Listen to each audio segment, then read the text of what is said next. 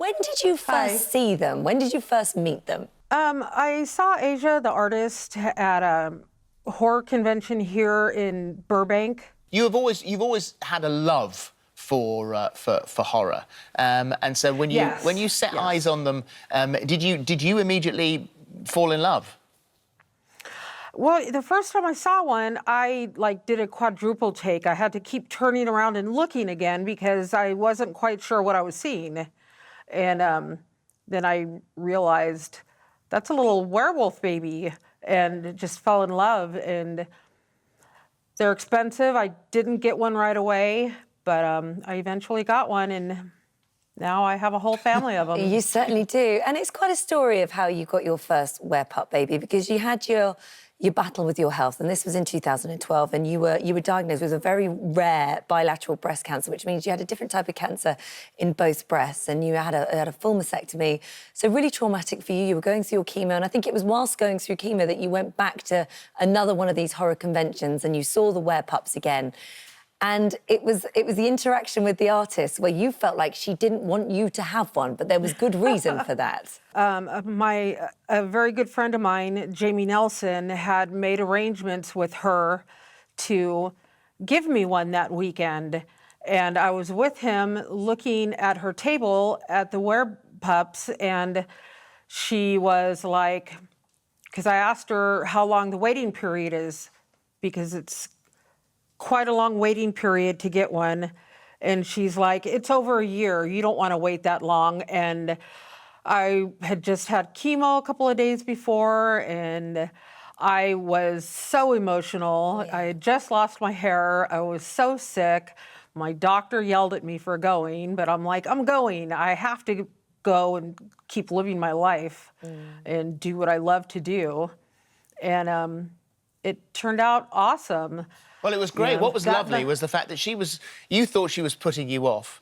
A year was a long time to wait. And in actual fact, your friend and your husband had bought you one, and there was one there that was actually presented to you, which is really lovely. Yes. And that's great. And you say that helped enormously with your chemo, put you in the right frame of mind, and you have had a lot of fun with it. Tell me about the woman in the lift in the hospital. Oh, look. I was going to a doctor's appointment one day, and I was carrying Elias, cradling him like a newborn, like you would. And she comes in, and she's like, oh, what's wrong with your baby? Oh, your baby is so tiny. What's wrong with him? And I told her, we're not sure. That's why we're going up to see the doctor. And she laid her hands on my arm, and she looked me in my eyes, and she said, I'm going to go home and I'm going to pray for you and your baby. And I told her, thank you so much. And when I went home and told my husband, he told me, you're going to, I don't know, am I allowed to say? We know where you're going. We can guess where you're going. But you must get some strange reactions. Same place that earpiece is going. You must get some strange reactions, though, because, I mean, you've travelled around the globe with them. They've travelled with you on a cruise to Europe. What's the reaction you get from people? A lot of people don't say anything.